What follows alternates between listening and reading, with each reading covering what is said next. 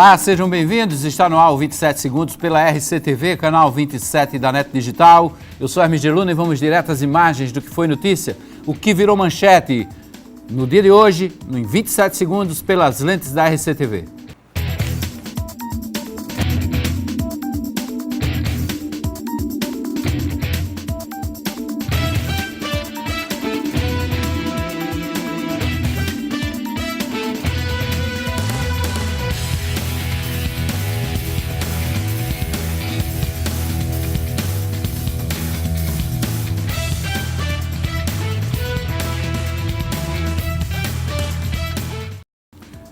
Hoje aqui, nesta sexta-feira, vamos trazer um balanço das principais notícias desta semana e, claro, tudo o que aconteceu durante o dia, especialmente a diplomação dos eleitos no município de Santa Rita, o terceiro maior colégio eleitoral do estado, que passa por uma crise financeira grave e uma crise administrativa sem precedentes. Vamos trazer todas as informações, os bastidores também da diplomação do prefeito Luciano Cartacho, do vice-prefeito Manuel Júnior, que ocorreu ontem à tarde aqui em João Pessoa, na Fundação Cidade Viva.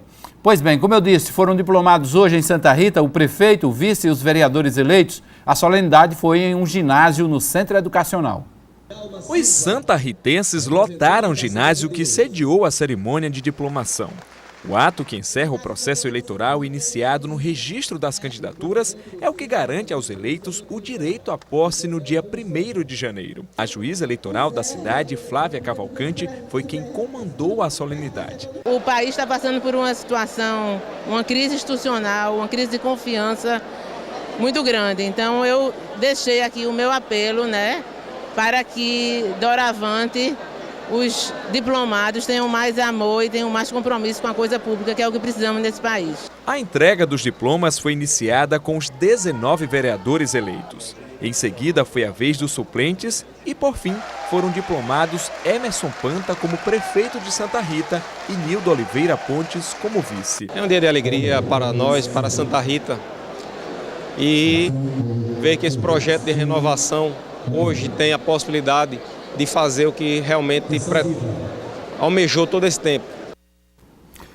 Aí o prefeito Emerson Panta, que tem muito trabalho para Santa Rita. A festa parou por aí. A situação que os eleitos vão encontrar em Santa Rita é de muita dificuldade.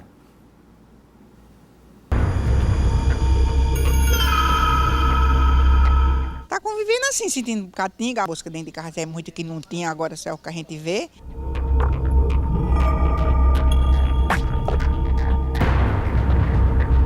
Eles atrasaram o dinheiro das pessoas da coleta e os meninos não quiseram mais trabalhar e deu nesse rebuliço aí, todinho aí.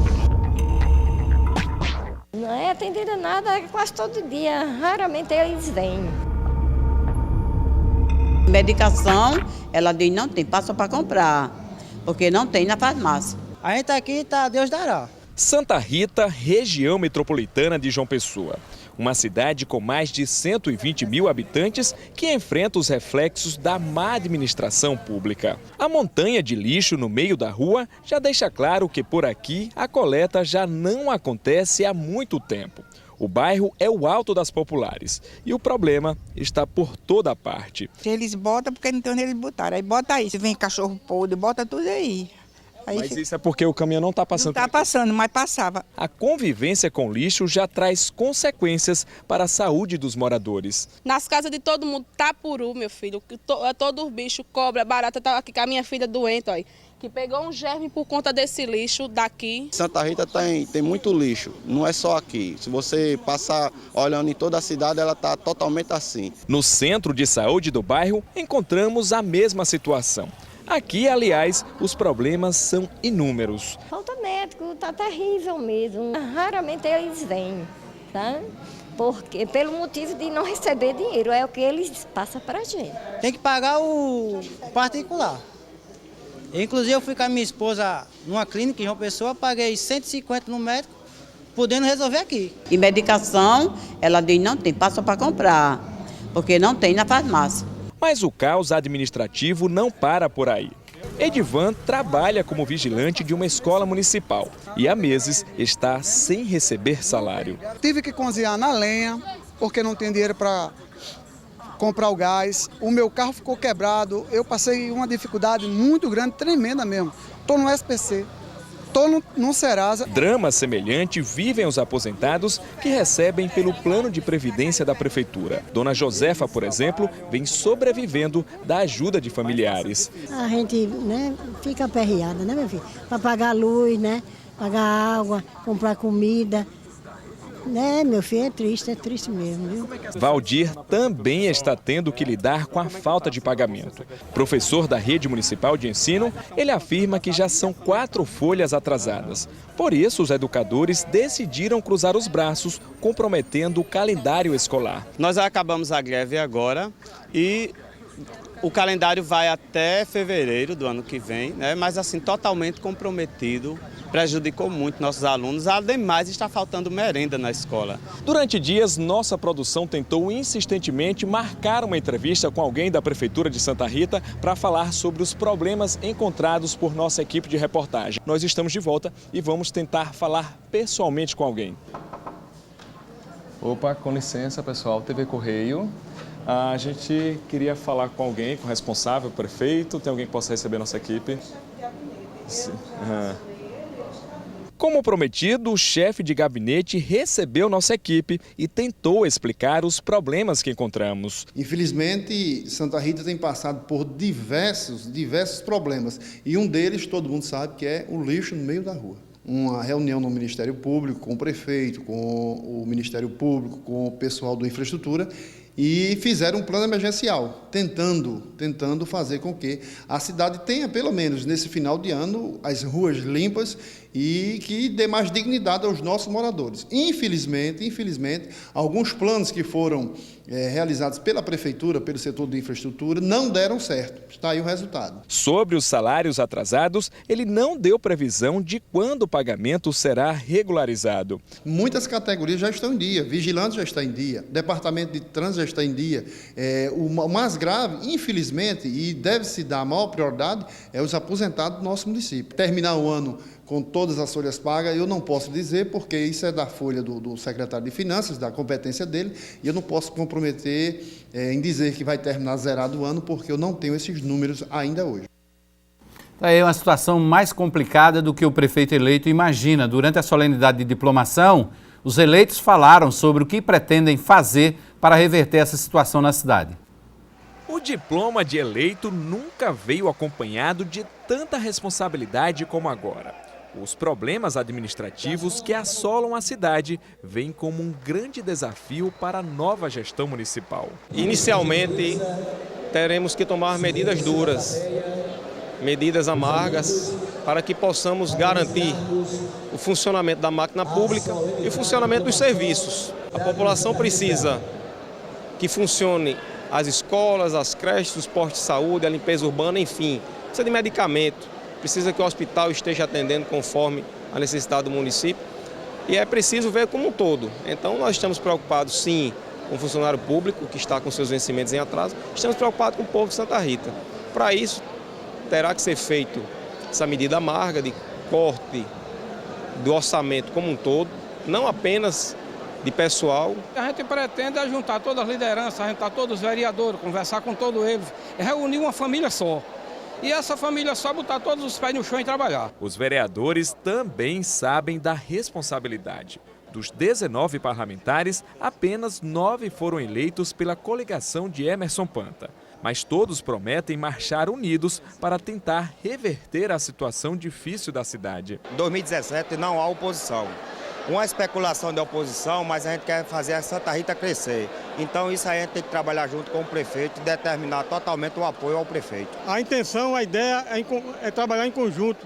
Para isso que eu fui eleito, em prol da cidade, junto com os 19 vereadores, o prefeito e o vice-prefeito. Além de herdar diversos problemas administrativos, o prefeito eleito ainda vai ter que lidar com outra dificuldade. A Lei Orçamentária Anual para 2017, que define a aplicação da Receita Municipal, foi reprovada pela Câmara de Vereadores. A LOA vai permanecer até 2016 porque foi reprovada por 3 votos. Infelizmente, 3 vereadores se equivocaram pensando que era a votação de uma emenda, reprovaram, pensando que era a aprovação de uma emenda e reprovou a LOA. Infelizmente, eles entenderam mal, 3 vereadores. Não foi porque quiseram, foi porque entenderam mal. O presidente falou e eles não entenderam de que se tratava. Aí votaram a LOA, reprovaram a LOA, pensando que estava reprovando a emenda. Pois é, os vereadores simplesmente rejeitaram o projeto da lei orçamentária para o próximo ano, para que o prefeito eleito e diplomado agora, Hermeson Panta, possa assumir e colocar a máquina para funcionar. Simplesmente eles rejeitaram porque não estavam prestando atenção no que estavam votando. Por isso que houve uma renovação também enorme na Câmara Municipal de Santa Rita. O prefeito Hermeson Panta, é bom lembrar, assume com apenas 9 vereadores na sua base de sustentação política. Os eleitos da cidade de Patos foram diplomados nesta quinta-feira. A cidade teve uma renovação de mais de 50% na Câmara Municipal. A solenidade foi presidida pelo juiz da 28ª Zona Eleitoral, José Nilton Barros de Araújo. O evento foi bem prestigiado e o plenário Edivaldo Mota ficou lotado. 1 a 1 dos 17 vereadores e os suplentes, o prefeito eleito Dinaldo Filho e o vice Bonifácio Rocha foram diplomados. Um prazer muito grande administrar a minha cidade e poder fazer uma administração transparente, juntamente com Bonifácio Rocha, o secretário que estamos indicando, e tratar essa cidade com mais respeito. Eu quero, ao longo desses 4 anos, entregar uma Patos ao próximo prefeito, bem melhor daquela que vamos receber. A solenidade foi na Casa Juvenal Lúcio de Souza. A Câmara de Vereadores de Patos passou por uma renovação de mais de 50%. 9 dos 17 vereadores vão assumir pela primeira vez um mandato. É uma expectativa bastante diferente das atividades que eu exercia, mas tinha esse objetivo que amadureceu durante o transcorrer da minha profissão e espero não decepcionar as pessoas que acreditaram, depositando um voto de confiança na minha pessoa. Diogo Medeiros está indo para o 2º mandato e foi o vereador mais votado no pleito de 2016. O reconhecimento do trabalho que nós fizemos neste primeiro mandato. Então, nós trabalhamos em prol da cidade, em prol da infraestrutura, da saúde, da educação, e a população reconheceu e, graças a Deus, nós fomos reeleitos e, para nossa alegria, o mais votado da cidade de Patos. Além de Patos, mais 2 cidades, Quixaba e São José dos Pinharas, que pertencem à 28ª Zona Eleitoral, também tiveram seus prefeitos, vereadores e suplentes diplomados. A tarefa não é fácil, mas a gente tem que ter com seriedade, né, com responsabilidade encarar. Queremos agora dizer ao povo de São José dos Pinharas que pode ficar ciente que nós faremos um mandato transparente, um mandato voltado para o povo, procurando melhorar a qualidade de vida daquele povo e procurando resgatar os índices de educação, de saúde, sobretudo da administração pública em geral. Pois é, vamos para o intervalo e voltamos com o segundo bloco do 27 Segundos. Tem muita informação ainda sobre política, os bastidores da diplomação aqui em João Pessoa e as principais reportagens que fizemos no Correio Debate durante esta semana. Você vai conferir tudo aqui nesse resumão que preparamos para você nesta sexta-feira no 27 Segundos. Fique ligado.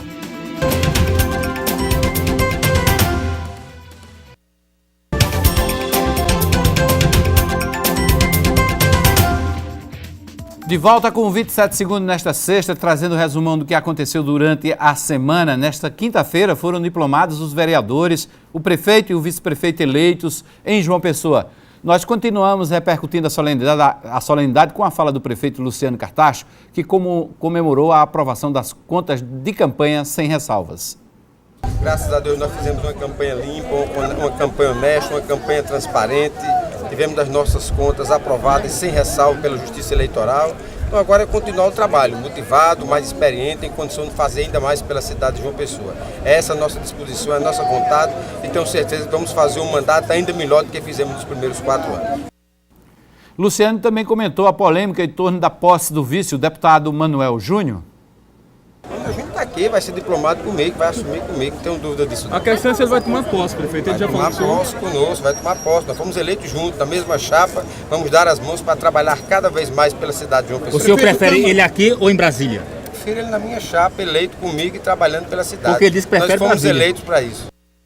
Aí o prefeito falando dessa expectativa em relação a Manuel Júnior, deputado federal, que não sabe ainda se vai mesmo tomar posse como vice-prefeito em janeiro. Ele pode adiar um pouquinho, esticar esse prazo até uma consulta ser feita à mesa da Câmara Federal. Você vai ver daqui a pouco as explicações do escritório de advocacia que Manuel Júnior está explicando e está contratando para fazer essa consulta, para dar esse parecer sobre essa situação. O deputado Manuel Júnior foi eleito pelo PMDB, na chapa de Luciano Cartacho, que é do PSD, vice-prefeito de João Pessoa, mas ele mesmo admite que pode até ficar em Brasília, porque ele acredita que ajuda mais Luciano Cartacho lá em Brasília, carreando recursos para o município. Luciano Cartacho também falou sobre a orientação para o congelamento dos salários dos seus auxiliares e torce para que a Câmara faça o mesmo com os salários dos vereadores. Essa é uma decisão que nós tomamos em função de um cenário que está colocado para todos nós, de dificuldade do ponto de vista da economia. Nós superamos tudo isso com muito trabalho, com planejamento, e não vemos no cenário atual, na perspectiva de 2017, de melhora no que se refere à economia do país. Então foi pensando nisso que nós entendemos que é preciso continuar apertando o cinto, que é preciso continuar com medidas importantes para a contenção de gastos, e nós fizemos essa leitura que o salário do prefeito, o salário dos secretários adjuntos, vão estar congelados para os próximos 4 anos. Esse é um exemplo, né? Agora, cabe aos vereadores tomar essa decisão. Quem vai votar a matéria são eles, mas eu acho que seria de bom senso fazer uma leitura da economia do país, do cenário que nós estamos vivenciando nos dias de hoje.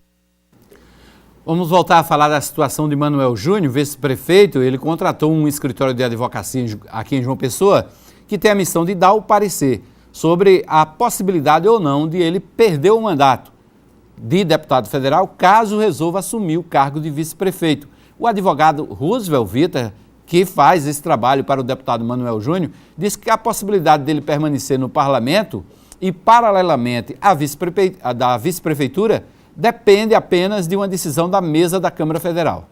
Eu não encontrei a fórmula, mas até hoje ninguém desencontrou essa fórmula, certo? Não há um só julgado nesse território chamado Brasil, nem de tribunal, nem de órgão e entidade como câmaras de deputados, Senado Federal, que atestem o contrário dessa possibilidade. A Constituição, por sinal, num artigo muito mal escrito, prevê que não há possibilidade de ter a titularidade simultânea em 2 cargos ou 2 mandatos. Não é o caso especificamente, porque vice-prefeito é cargo, deputado é mandato. Então é uma situação nova e que compete exclusivamente à Câmara Federal apreciar um pedido de licença de suspensão ou de interrupção do mandato do deputado. Não é o caso que vai para o Supremo? Não, absolutamente. Isso não é um caso, é da intimidade da Casa Legislativa a decretação de perda de mandato, de suspensão de mandato, de interrupção e de licença. Então, em qualquer desses casos, não é matéria judicial, é matéria administrativa, prerrogativa e ato interna corporis da Câmara dos Deputados. Roosevelt Vitor é conhecido como um dos mais detalhistas em matérias constitucionais. Ele foi buscar essa brecha na lei, porque no entendimento dele a Constituição é omissa quando cita o caso da posse num cargo público por um detentor de mandato. É o caso de Manuel Júnior. A Constituição só proíbe se forem 2 cargos públicos concomitantemente ou se forem 2 mandatos ao mesmo tempo. Roosevelt Vitor alega que essa decisão cabe apenas ao presidente da Câmara e seria o ato de suspensão do mandato. Foi a brecha que ele encontrou. Agora resta saber se o vice-prefeito Manuel Júnior aceitará essa tese, aceitará esse parecer e correrá o risco de assumir no dia 1º de janeiro como vice-prefeito de João Pessoa.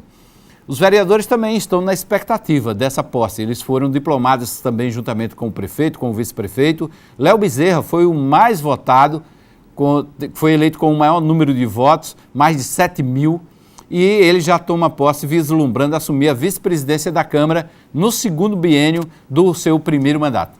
Começamos agora recebendo esse presente que a população de João Pessoa nos deu, 7.016 votos, uma responsabilidade muito grande que nós vamos, a partir do dia 1º de janeiro, honrar com um mandato justo, honesto e fiscalizador.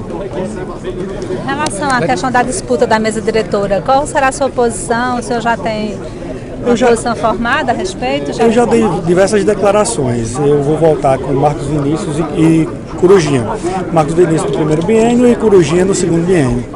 Como será a sua atuação na Câmara? Como é que o senhor pretende atuar, né? Como é o primeiro mandato, por ter sido vereador mais votado, quais serão suas bandeiras de lutas? Minhas principais bandeiras de lutas vão ser verdadeiramente fiscalizar os PSFs, cobrar das creches, fazer uma oposição não raivosa, uma oposição responsável e trazendo a população de João Pessoa para dentro da Câmara. É esse meu maior intuito. Agora, vereador, você já entra agora na Câmara Municipal com a perspectiva já real de assumir a liderança da oposição daqui a um ano e depois também como vice na chapa do João Corujinha para um segundo biênio. Isso. Ficou acertado tanto na nossa chapa com Marcos Vinícius e com Corujinha, que o vereador Bruno ficará na oposição, líder da oposição no primeiro ano, eu ficarei no líder da oposição no segundo ano e eu ficarei vice de Corujinha no segundo biênio da mesa da casa. Vereador, não é uma certa incoerência não o PSB votar no candidato do PSDB? Nós não estamos votando em partidos. Eu acho que PP, PDT, PSB, todos os partidos, nós estamos votando por uma aliança, por uma mudança na Câmara Municipal de João Pessoa. Nós queremos renovação, escutamos isso nas urnas e é isso que nós vamos fazer na Câmara Municipal de João Pessoa. A vereadora Sandra Marrocos, do PSB, destacou que o acordo para a eleição da mesa diretora não tem a ver com política partidária. Ela permanece fazendo oposição ao governo Cartacho. Não é uma aliança de projeto político, mesmo porque o colegiado da Câmara, ele vai cuidar de todo o processo interno da Câmara, né, das comissões, do regimento, ou seja, do dia a dia da Câmara. E eu sempre defendi uma mesa eclética, participativa, composta por todas as forças políticas, e é assim que ela se apresenta, inclusive com o PSB na primeira vice-presidência. A senhora já conversou com os dirigentes do PSB, a exemplo do governador Ricardo Coutinho, sobre essa situação? Olha só, o governador Ricardo Coutinho, ele tem muito respeito à autonomia dos poderes e a Câmara é uma decisão nossa, dos vereadores e vereadoras. Vereador Marcos Vinícius, do PSDB, lidera uma das chapas que deve disputar a Câmara de João Pessoa. E ele disse que ainda há tempo de procurar e conquistar votos do atual presidente, Durval Ferreira, que é do Partido Progressista. Nós temos conversado diariamente com todos os vereadores, temos procurado, e aí é a obrigação minha de Durval procurar a unidade da casa, nós temos responsabilidade, não só Durval, maturidade política, como eu também, e todos os vereadores. Nós vamos procurar chegar o dia 1º com a casa unida. Se não for possível, infelizmente, nós vamos ter duas chapas. Agora, infelizmente, o caminho o vereador, o senhor já abriu outras oportunidades de ser presidente, justamente em nome do consenso. Chegou a vez realmente de Marcos Vinícius? Eu sempre fui um vereador que sempre procurei unir a casa, sempre o meu objetivo foi esse. E hoje nós temos um debate feito com vários vereadores, onde nós temos uma carta proposta. E a gente acredita que a Câmara hoje precisa dar um passo à frente, a Câmara realmente estagnou, a Câmara está parada no tempo e no espaço, e a gente precisa avançar com relação à modernidade. A sociedade cobra da gente. A sociedade, vocês votaram nos vereadores e mudaram 48% da Câmara. Nós temos a obrigação de procurar unidade. Isso não quer dizer que nós vamos chegar no dia 1º unidos. Vereador, o senhor já tem a maioria? O senhor já conta com a maioria? A presidiu? Sim, não tenha dúvida, não tenha dúvida. Estamos procurando trazer mais vereadores e acredito que essa semana ainda. E ainda assim, com os 16, o senhor pretende tentar um consenso com o Durval? Sempre. Mesmo com a vitória, segurar? A minha história na Câmara, eu estou no 6º mandato, a minha história na Câmara sempre tem. Então você vai tentar o apoio de Durval para ele apoiar? Claro. Eu já votei em Durval 10 anos, por que Durval não pode votar em mim 2? Então você não tem intenção de tirar sua candidatura? Não. Em nome da unidade, que o senhor tanto fala, o senhor pode abrir mão da disputa? Não. A candidatura hoje, a minha candidatura já não pertence a mim, pertence a 15 vereadores. Aí o vereador Marcos Vinícius, que disse ter 16 vereadores. Esse número é contestado pelo atual presidente, Durval Ferreira. Ele mantém a sua candidatura à reeleição e diz que o jogo pode mudar. Mas se perder, não descarta a possibilidade de deixar a Câmara até para assumir uma secretaria na gestão municipal. A eleição, cada dia que vai se apertando e chegando o dia, aí vai aparecendo as novidades. Existem novidades internas que a gente não pode também estar divulgando.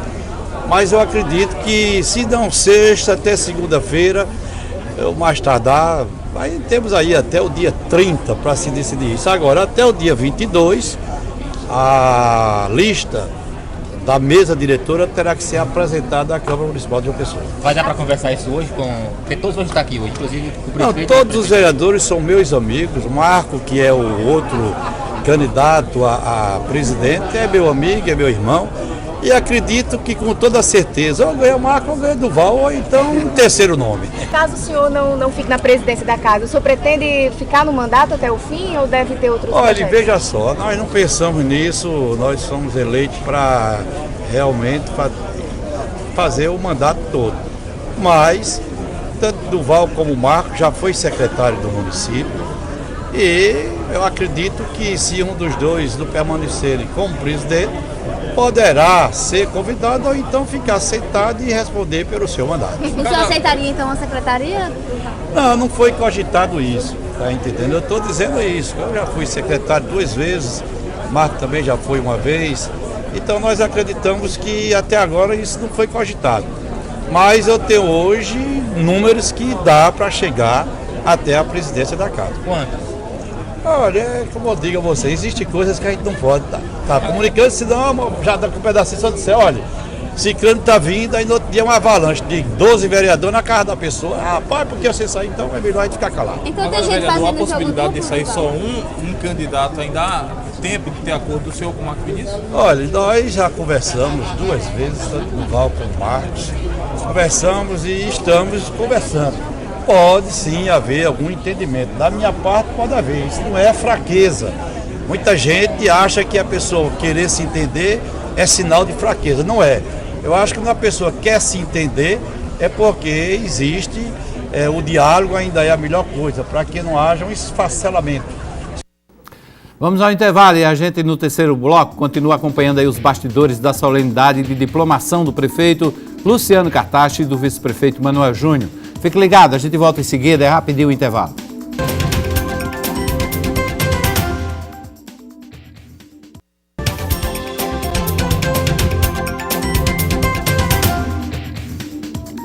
De volta com 27 segundos pela RCTV. Mesmo com a bancada do PSB sinalizando para o apoio às candidaturas de Marcos e de João Corujinha, Tibério Limeira disse que não vota em Tucano. O primeiro dia de alegria foi a vitória.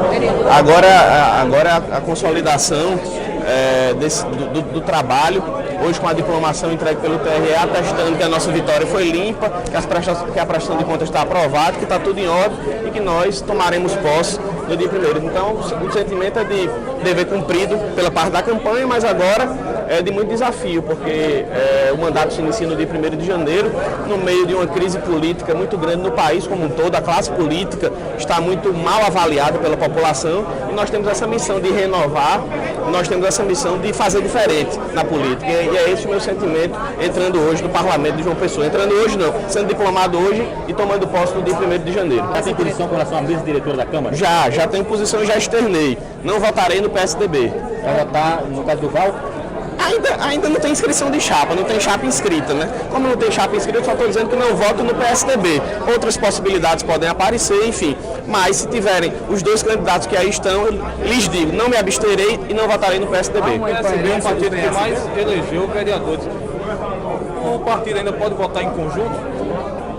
Acho que sim, mas mesmo que não vote, isso não é problema também, porque a democracia tem disso, né? A gente tem que expor as nossas ideias e as nossas convicções e respeitar as convicções e as ideias do outro. Então, assim, há uma maioria do PSB que deseja votar no candidato do PSDB e há uma minoria que sou eu, que acho que não é estratégico para nós do PSB dar um espaço de poder tão importante como é o Legislativo de Pessoas para o PSDB.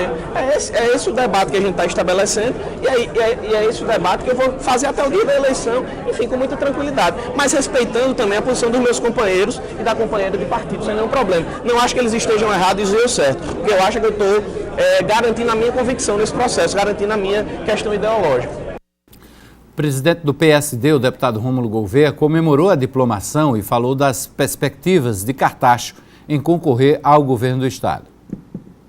Eu acho que o objetivo das oposições é manter unido ao lado do senador Castro, do senador Maranhão, dos partidos que integraram a nossa coligação e obviamente que não tenha dúvida que o Luciano é um grande quadro, mas é muito cedo para a gente pensar em 2018, até porque o Luciano tem um grande desafio, que é atravessar 2017, que será um ano de muitos desafios, mas com muita competência, como ele concluiu 2016, tenho certeza que irá superar, irá fazer um grande trabalho em 2017.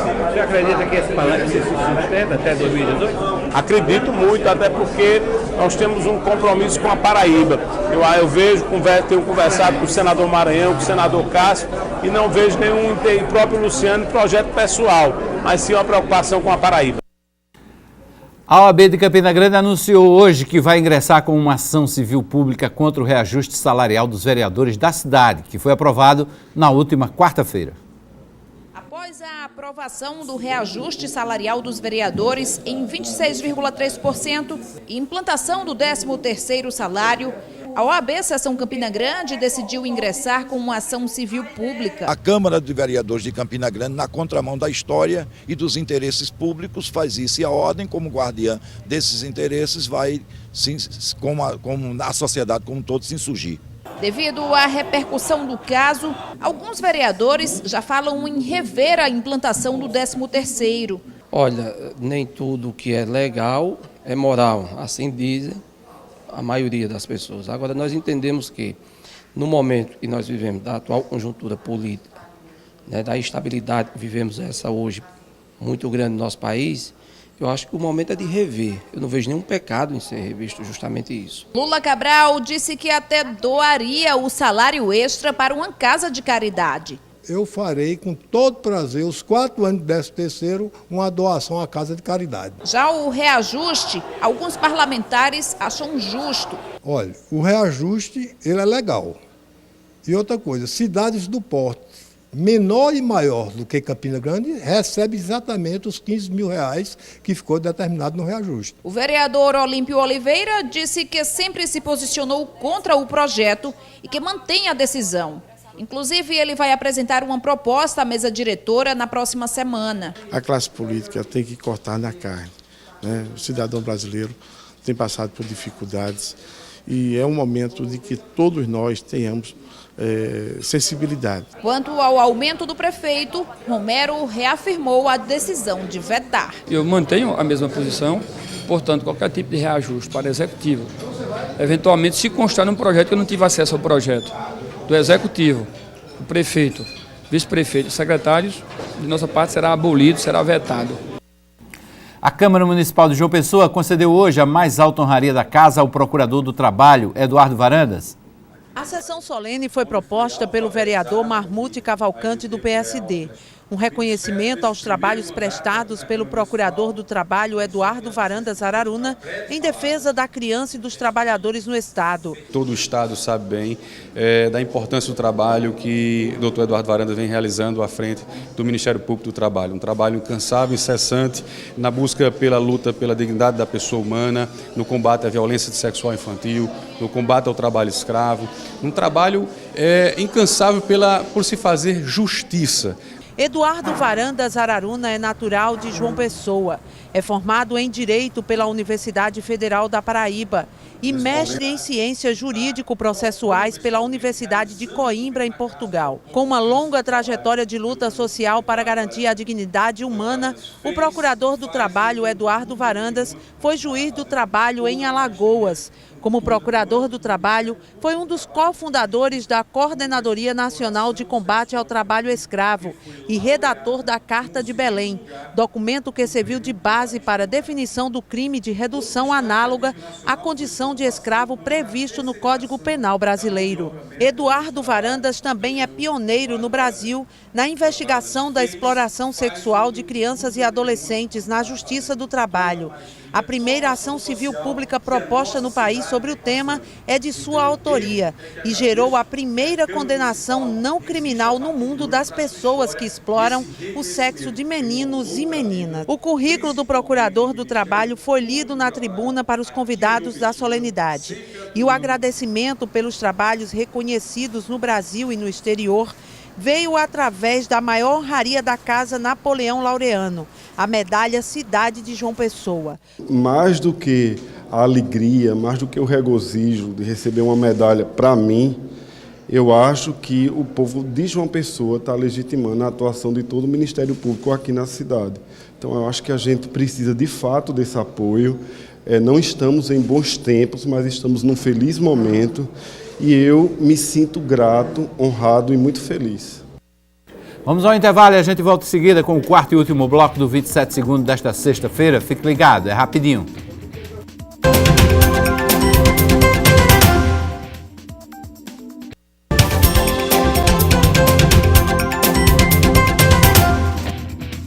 De volta com 27 segundos, quarto e último bloco do programa. O novo presidente do Tribunal de Contas do Estado, o conselheiro André Carlos, foi entrevistado no Correio Debate da TV Correio. Ele falou sobre a expectativa da posse que deve acontecer no dia 3 de fevereiro. Eu já sabia que ia ser presidente há 2 anos atrás. Então isso faz com que nós tenhamos uma oportunidade de planejar melhor a gestão. Em definitivo, o nosso projeto é fazer com que o tribunal acompanhe a gestão. Em janeiro nós vamos instaurar processo de acompanhamento para todas as unidades orçamentárias do Estado e dos municípios e vamos dar respostas em tempo real a tudo o que acontece em sede de gestão pública por prefeituras e órgãos do Estado. Presidente, o tribunal, quando ele foi criado, ele focava mais na identificação de atos de desvios, né, de corrupção. Sim. Hoje o tribunal parece que está dando um passo além, né? Ele também está querendo não só corrigir esse tipo de distorção, mas também ele está querendo exigir eficiência na aplicação da gestão pública. É isso que o senhor vai perseguir? É isso que o senhor está olhando? O Tribunal de Contas, por exemplo, já fez um encontro recente com todos os prefeitos eleitos. Já está programando outro para fevereiro, outro para março. Em janeiro não vamos fazer, não é por nada, é porque em janeiro os prefeitos vão chegar, alguns vão continuar, mas vão tomar pé da situação. Então eu creio que seria inconveniente convidá-los para eventos no tribunal. Então vamos começar a fazer isso a partir de fevereiro e março, com vários eventos sobre gestão da educação, de saúde, previdência, transparência, para que possamos fazer de forma bem incisiva o trabalho pedagógico e, em seguida, fazer, e concomitante também, fazer o trabalho de fiscalização. Nós estamos aí no final de um mandato, de uma gestão dos atuais prefeitos. Muitos deles que vão deixar o cargo vão alegar que estão deixando um prejuízo para o futuro sucessor por conta da crise. Como é que o Tribunal de Contas vai avaliar as contas destes prefeitos atuais que estão deixando o cargo e vão deixar esse legado aí? Sobre esse tema, Hermes, em todo lugar que eu tenho a oportunidade de falar, eu digo, precisamos mudar a legislação, ou para diminuir o espaço entre a eleição e a data da posse, ou prorrogar um pouco a eleição para fazê-la final de novembro, início de dezembro, para que os prefeitos que perdem a eleição, eles tenham menos tempo possível no cargo, porque é uma tragédia. Isso não é agora, isso não é novidade. Isso foi experimentado também entre 2012 e 2013 e nas sucessões anteriores. Então, o que é que o tribunal tem orientado? Pagar as contas. Nesse cenário, e o grupo mais, digamos assim, que requer atenção, é o grupo dos prefeitos eleitos opositores aos atuais. Eu não digo todos, eu não posso generalizar, mas pode perceber, as notícias que têm chegado pela imprensa, que têm chegado ao tribunal, de problemas de final de mandato, são prefeitos que perderam a eleição para o opositor. A lei de responsabilidade fiscal proíbe o gestor, no último ano, de deixar contas, dívidas, sem o dinheiro em caixa para o sucessor. O que é que vai acontecer, então, com esses?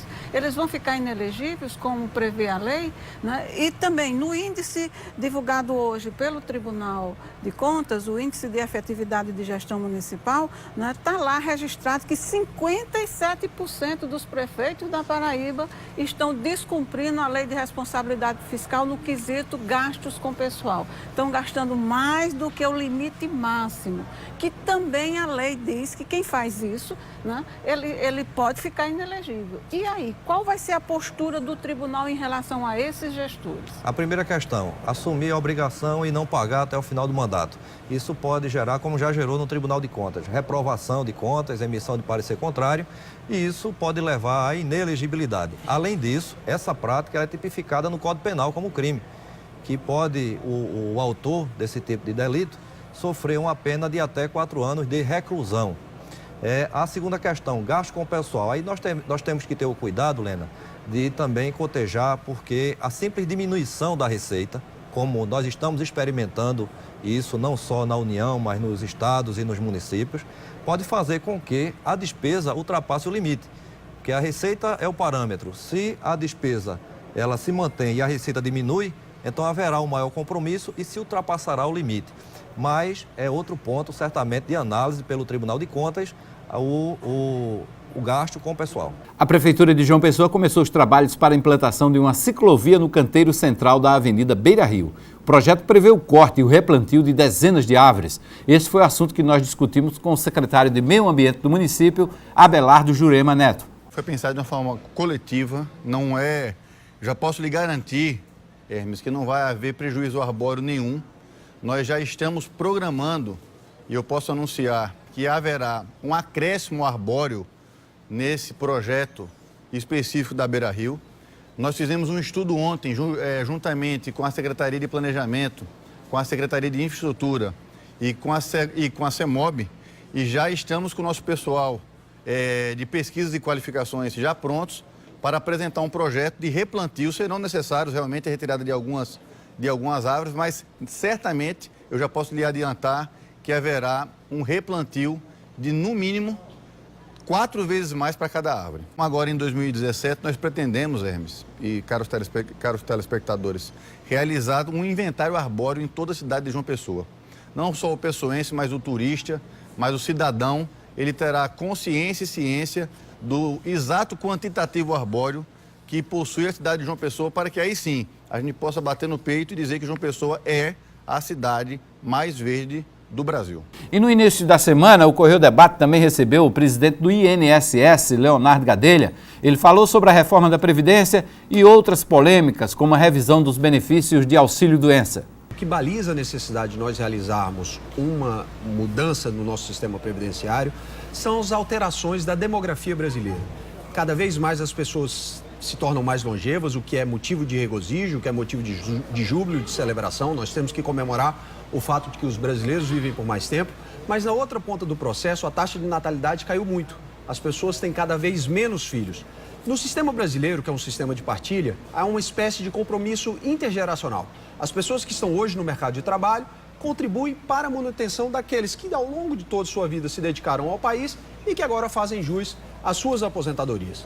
Se nós passarmos a ter mais pessoas recebendo e por um período de tempo mais longo, e na outra ponta nós tivermos menos pessoas em idade economicamente ativa contribuindo para a manutenção desse sistema, a conta em algum momento deixará de fechar. No início da sua gestão foi anunciado uma revisão nos auxílios doença, não é isso, em todo o país. Como é que anda essa revisão? Até onde eu sei, houve uma suspensão dessa revisão? Houve uma suspensão porque ela decorria da medida provisória 739. Na verdade, a legislação brasileira já obriga o INSS a promover esse tipo de revisão com uma periodicidade máxima de 2 anos. No máximo, a cada 2 anos, os benefícios de auxílio-doença e de aposentadoria por invalidez devem ser submetidos a algum tipo de revisão. Infelizmente, o INSS foi omisso ao longo de muitos anos. Encontramos casos de pessoas que estavam em auxílio-doença há 18 anos, o que é uma distorção do sistema. A medida provisória criava uma espécie de incentivo para que isso viesse a acontecer e também estabelecia uma data de cessação limite. Quando a Justiça ou quando o médico perito não estabelecessem o prazo de validade daquele auxílio-doença, ele seria automaticamente estabelecido em 120 dias, claro, podendo ser prorrogado na medida em que isso fosse constatado, em que essa necessidade fosse constatada. Infelizmente, a medida provisória caducou, sem que o Congresso Nacional houvesse feito deliberação. A nossa expectativa é de que em 2017 uma nova medida provisória com teor semelhante possa ser publicada e a gente possa retomar a operação. Quanto dessa crise do da Previdência brasileira, ela tem uma participação ou tem uma parcela significativa de fraudes e também de privilégios, né? Porque tem gente que acumula 2 aposentadorias altas, né? Aposentadoria e pensão. Tem outros, os servidores públicos, que se aposentam com salário integral. E o servidor da iniciativa privada não, é sujeito à norma, né, do teto máximo da Previdência, né?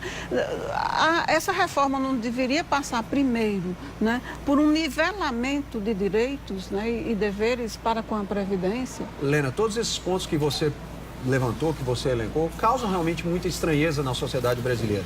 No que diz respeito à fraude, eu quero dizer que nós temos uma operação em parceria com a Polícia Federal que tem surtido efeito muito positivo. Essa operação se chama AP.